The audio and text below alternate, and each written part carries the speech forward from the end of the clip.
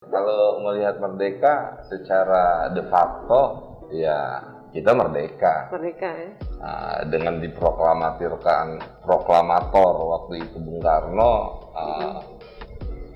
ya kita merdeka. Sudah merdeka. Tapi hari ini yang kita rasa masih banyak saudara-saudara kita yang belum menikmati rasa kemerdekaan itu. Oke, misalnya apa tuh? Contoh, masih banyak saudara-saudara kita yang masih nggak makan, saudara-saudara kita yang masih belum lepas merdeka dari kemiskinan. Jadi kesenjangan sosialnya masih sangat terasa ya? Artinya merdeka itu luas, ya. Merdeka itu bebas.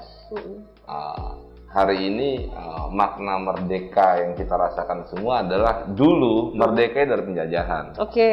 Hari ini merdeka dalam hidup. Dalam hidup masih banyak saudara-saudara kita yang kekurangan, belum merasakan merdeka, kan makanan, sandang, dan pangan, dan lain-lainnya. Apa yang salah kalau begitu? Kalau melihat apa yang salah, ya kita banyak yang dianalisa apa yang salah, kompleks masalahnya. Dan itu kita nggak bisa menjudge, pemerintah salah, itu juga nggak bisa. Kita juga, itu yang selalu saya dengungkan sama teman-teman pemuda. Dahulu kala,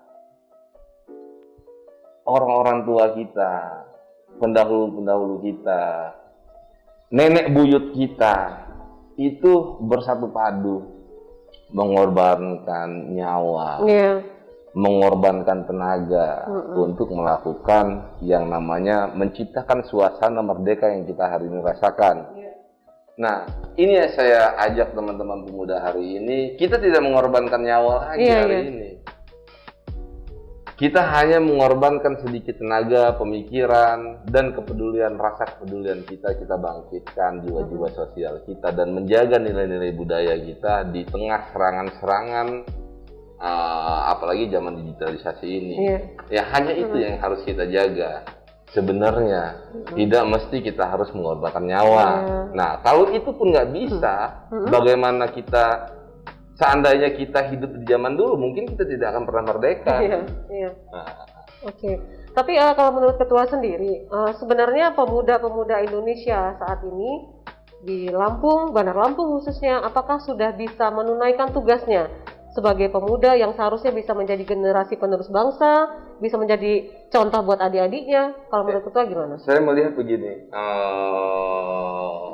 kalau melihat sudah bisa, sebagian sudah bisa untuk menggait masa depan ke depan, mengemban tugas ke depan, yang katanya pemuda hari ini adalah agen perubahan di masa depan. Istilahnya pemuda hari ini adalah penentu masa depan bangsa berikutnya. Pemuda hari ini ditolak atau tidak adalah calon-calon pemimpin masa depan.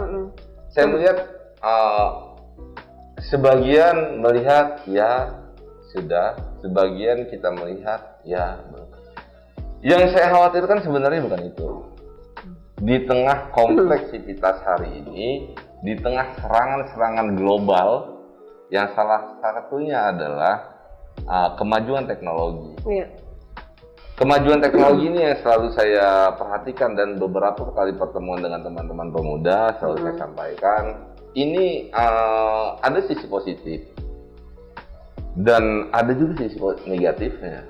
Dari segi positifnya, kita dapat melakukan hal-hal dengan cepat. Kita dapat mengakses informasi dengan cepat. Kita tahu perkembangan zaman di luar sana, negara-negara lain dengan cepat. Kita dapat melakukan akses pembelian tanpa harus keluar dari rumah. Dan sisi-sisi negatifnya banyak sekali. Maka yang saya lihat, sisi negatif dengan kita semua serba cepat, instan, jiwa-jiwa sosial pemuda-pemuda kita itu jadi berkurang ya? Luntur. Jadi mengancam nilai-nilai budaya yang dasar dari negara kita itu, ya nilai-nilai budaya yang harus kita jaga. Salah satunya gotong royong. Bagaimana itu bisa terjaga ketika kita dengan kemajuan zaman ini menggerus rasa sosial, sehingganya anak-anak muda hari ini jadi individualisme. Nah, itu yang ancaman yang sangat wow. Selanjutnya, sebagai perwakilan dari pemuda, kebetulan menjadi ketua KMPI Kota, punya tugas sendiri dong, punya beban moral sendiri melihat fenomena seperti itu. Jadi apa yang akan dilakukan ketua? Bukan apa yang akan dilakukan. Seharusnya nanya apa yang sudah Oh, dilakukan. yang sudah dilakukan. Oke. Yang sudah dilakukan dan akan terus dilakukan ya. Iya, ya, siap. Jadi semenjak saya dilantik, saya bergerak di mengajak teman-teman KMPI, pengurus, ketua-ketua PK untuk bagaimana kita menimbulkan lagi nilai-nilai budaya, menjaga nilai-nilai budaya. Dengan cara apa? Salah satunya menjadi pemuda tangguh, pemuda yang peduli terhadap lingkungan, pemuda yang peduli terhadap sesama. Dan itu bukan hanya kita hanya apa ya, woro-woro lah, woro-woro bukan hanya woro-woro, atau tapi, hanya slogan aja gitu. Enggak, tapi kita lebih ke aplikasi. Aplikasi bagaimana kita rangkul teman-teman pemuda di daerah, di kecamatan, di kelurahan untuk mengajak yuk kita bagi-bagi sembako di tengah, apalagi era pandemi saat ini. Iya, betul. Jadi saya berpikir begini, era pandemi saat ini ada dua serangan. Saat ini pandemi, yang kedua teknologi yang menyerang kita. Nah, disinilah momentumnya bagi kita semua untuk kembali ke dasar nilai dasar kita, yaitu nilai gotong royong. Makna gotong royong itu bukan gotong royong kita bersih-bersih, kerja bareng. Jadi, gitu. Gotong royong itu kan luas, dengan saling peduli itu gotong royong, saling membantu, berempati.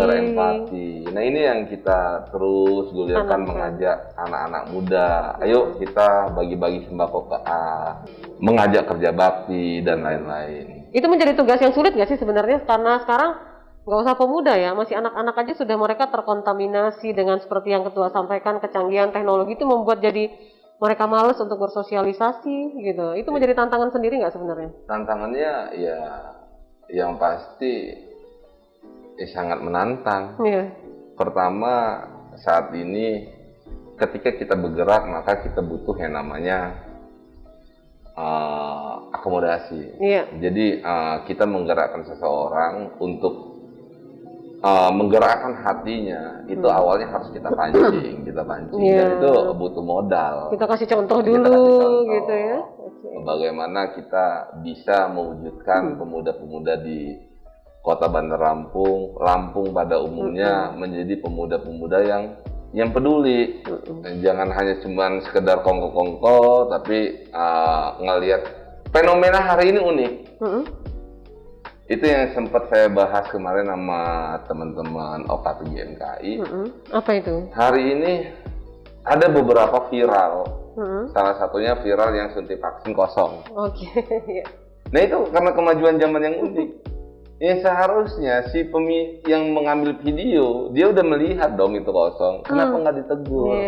Kenapa itu diambil, dijadikan momen supaya dia viral? Nah, itu yang hal yang terjadi hari ini. Banyak sekali contoh-contoh. Cuma nonton aja gitu ya, tapi nggak ada gerakan apa-apa. Nah, ketika dia udah tahu itu kosong, harusnya kan ingetin, Mbak itu kosong, bukan di video kan, wah ini bakal viral. Nah, inilah yang unik zaman sekarang. Unik tapi uniknya unik negatif nih. Unik negatif. Makanya itu yang harus kita PR kita bersama sebenarnya, bagaimana banyak-banyak kita merangkul anak muda untuk menyadarkan itu. Mungkin itu tadi ya kata yang disampaikan ketua. Jadi sifat cueknya lebih mendominasi gitu ya. Jadi gini, ketika dia sudah mulai luntur nilai-nilai sosial, terciptanya sesuatu individu yang individualisme, ya secara otomatis akan menciptakan individu-individu yang cuek, individu-individu yang tidak responsif terhadap lingkungannya. Contoh hal kecil. Banjir dikit-dikit nyalain pemerintah. Giliran kita tanya, kok nggak ada selokan? Kalau zaman dulu kita di desa-desa, di kampung-kampung, ya nggak ada pernah mengharapkan dari pemerintah, tapi tahu-tahu gotong royong. Nah, artinya kerukunan dalam sebuah lingkungan itu yang harus dihidupkan kebersamaan. Kembali. Betul. Baik.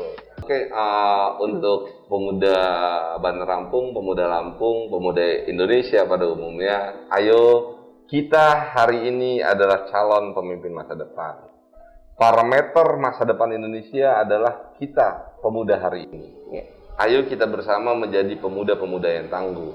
Pemuda-pemuda yang terus berproses, yang terus mengikuti era zaman, mengikuti kemajuan zaman, tapi tidak lupa akan nilai-nilai budaya kita. Yang terutama budaya leluhur kita, yaitu adalah gotong royong. Mari kita pupuk rasa gotong royong kita, rasa kepedulian kita terhadap lingkungan, terhadap sesama, untuk menjadikan pemuda-pemuda kita ini menjadi pemuda yang tangguh. Sehingganya kemajuan zaman tidak akan pernah menggerus nilai-nilai sosial dan budaya kita.